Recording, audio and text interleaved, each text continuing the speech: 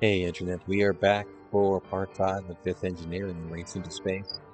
As you recall, last mission did not go so well with the abandoning of our crew in orbit, unable to deorbit. So unfortunately, we have a satellite of a casket floating around the Earth until eventually its orbit degrades and it lands randomly in somebody's backyard.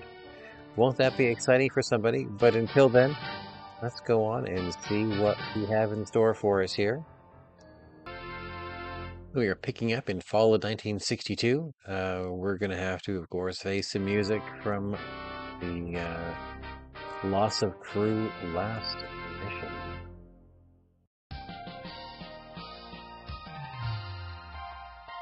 Good evening. Developments in the news today.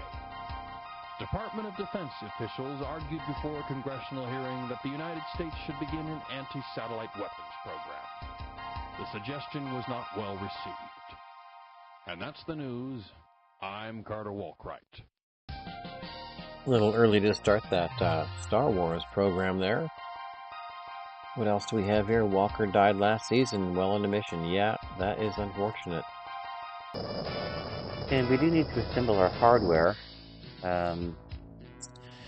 The biggest concern here is that we don't have the Gemini because of a bit of a funding problem here. Apparently, math is something the Death Engineering team needs to work on. We're 2 megabucks short for that Gemini, so we're going to delay this mission till next round.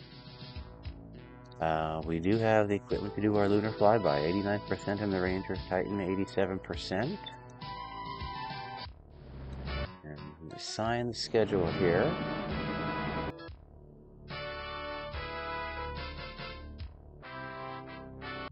So for our future missions, we do have the unmanned Earth orbital, which got delayed from this season. We should be able to afford the new Gemini next season. I think we'll purchase a few of them just to make sure we don't run out again. And another lunar flyby. We're not sure how this one's going to go. It's interesting that it moved it right to the same pad from when the delay happened this season. Yeah, we'll go 2 lunar flybys. We'll come back to you, Gemini, after we do a little more research. We have some more crew ready to go. Alright, we are ready to end this turn. Whoa! A duration mission on a 2-person craft, docking in a spacewalk. I think the information the FBI gave us was incorrect. Was it FBI? No, I forget, but I think the information that we were given is incorrect about how advanced the Soviet program is. Okay, well, we're not going to watch this video because we're going to watch our video when we get there, and I'm sure we will. Here we go with our lunar flyby. These are still red, which is interesting. Well, Titan's a fantastic rocket. With the fuel that it uses, it just really, really wants to go. You have to kind of stop it from going. I forgot with fuel. We have commit. We have liftoff. These are really cool videos of the Titan lifting off. That's amazing detail of the engine bell assembly and the gimbaling. Tower clear, 13 seconds.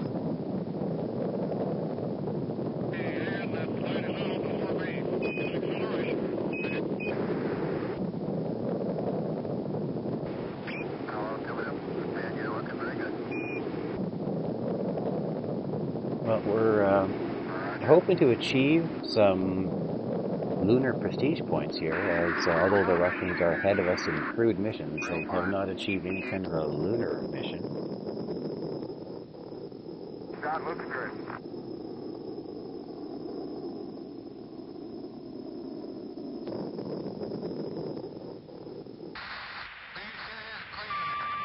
Orbital insertion burn. Excellent. So we're not going to be dropping it back onto the Florida coast. Oh, translunar injection. All right. That already says that we have a lunar intercept course. That's a successful mission, even if it fails from here on. Missile prep complete on intercept.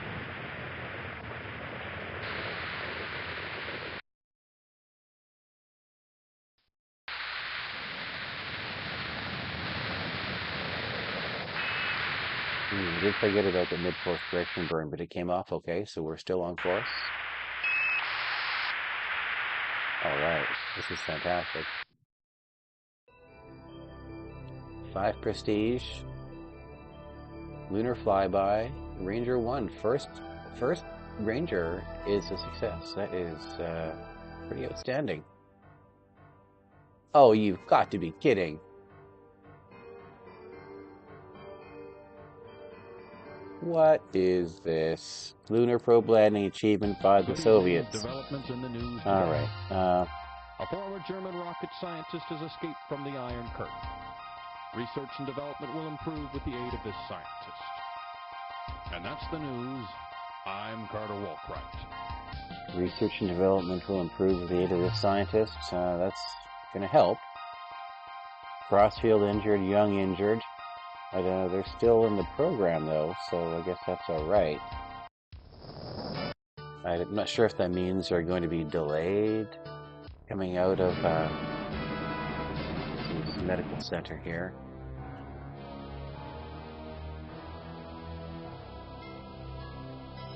Ominous music.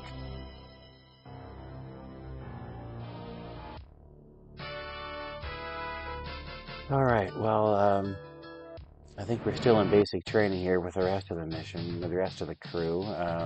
1, 2, 3, 4, 5, 6, 7. So, of course, it's an odd number. Although we did hire an odd number.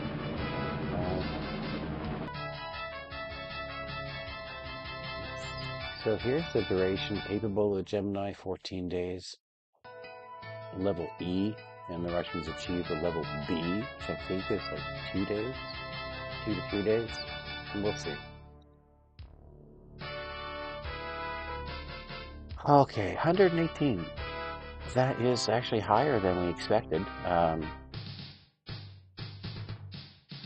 Look at the budget increase expected for the Russians. Yeah, they had a good year.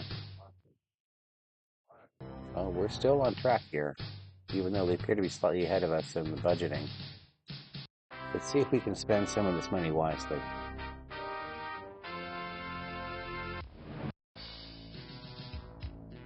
So we're up to 90% on, I'm not even going to go ahead and research the Ranger. It was successful. We can get that 1% from the next mission, hopefully. Titan, we definitely, what do we have here? 88. We have the extra research bonus here. So it shouldn't take a lot to get us up that 5%. I'm going to go conservative. Not quite there, but an improvement.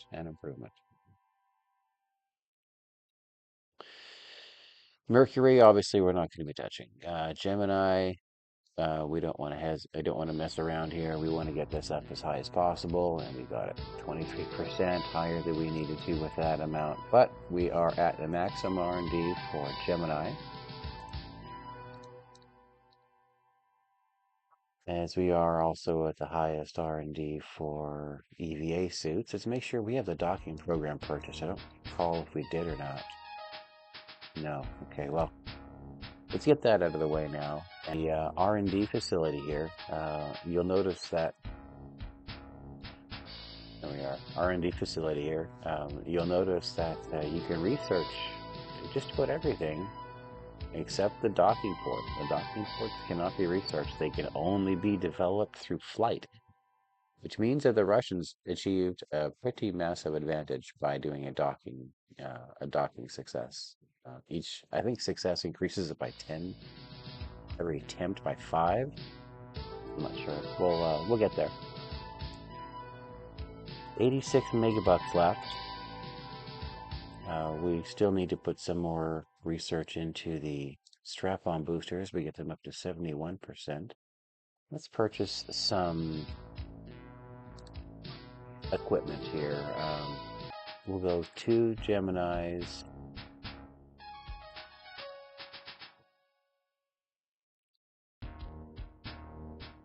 3 Titans. Ranger. We already have 1 docking port in stock from the purchase of a program.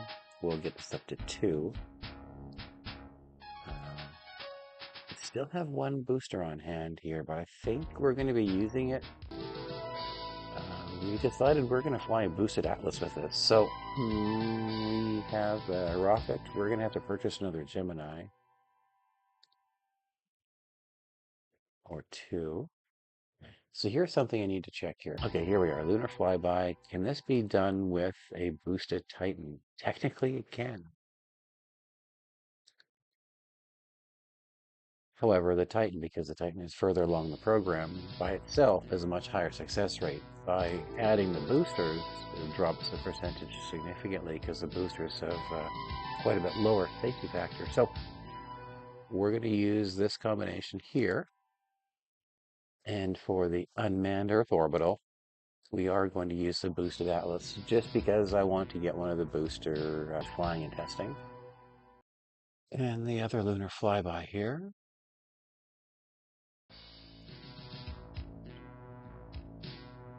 Okay, so what is the cost here? The Titan, where are you? 12 for a Titan or a boosted Atlas. 3, 7. Quite a bit cheaper. Okay, well, here's what we're going to do. We're going to fly Geminis on boosted Atlases. And that's it. We're out of cash. Okay, so we have 1 boosted Atlas. We purchase enough Geminis. We have 2 here. Okay, well, we don't have a lot of choices for missions here. We don't have a lot of hardware left. So let's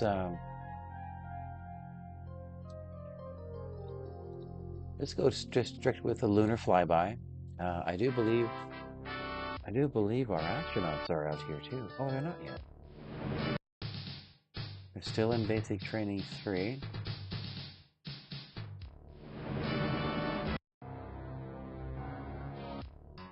Here's our mission schedule for this season. Let's go ahead and fly these missions. Well, that was natural. Duration level C, so 2 crew craft, so yeah, basically a Vostok.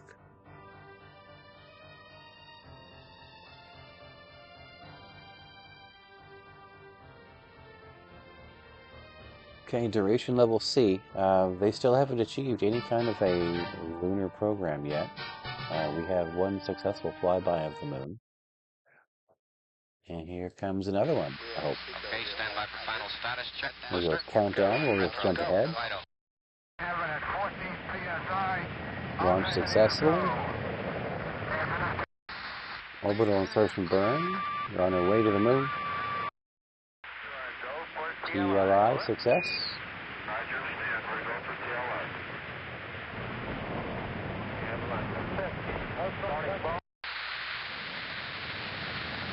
Mid course direction burn. All right, we are on course. And our flyby appears success. Okay, well, we should have a couple of good photographs here of the moon. We'll have to stop by the moon and have a look at the photographs we've taken so far. Another 2 points. Duration level D. They are well on the way to developing a long-term presence in space, but they still haven't done any kind of lunar missions. We'll see what else they can do.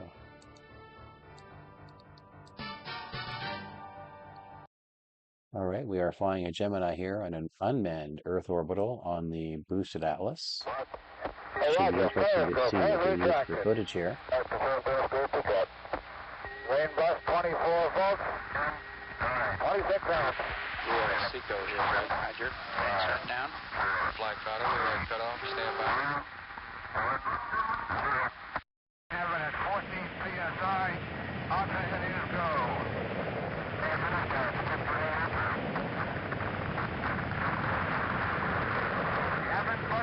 It's pretty interesting. I'm not sure what that is, but of course a boosted Atlas was never flown, and I don't think the inflatable nature of the Atlas would allow strap-on boosters to be used anyway.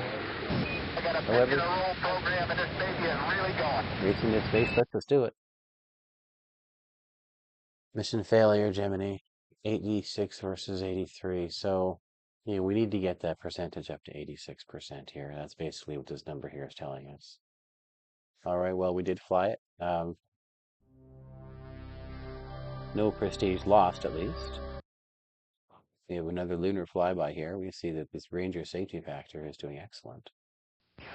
T-minus 15 seconds, guys. Launch commit. We have a liftoff. Oh dear, we have a engine burn failure, rocket and payload re-enter and disintegrate. Okay, well, that is a first failure of that hardware, an orbital insertion burn failure. I'm not sure how that's going to affect the safety factor of that. It was a pretty rough loss there, -3 prestige. All right, well, we're going to wrap it up here. We're going into fall of 1963. We'll have a new backdrop when we come back, and it'll be fall of 1963. The Soviets are definitely well ahead of us in the endurance category. However, we are doing a good job of exploring the moon. We'll have a look at those moon photographs when we come back for our next edition of Death Engineering Race into Space. Have an awesome day.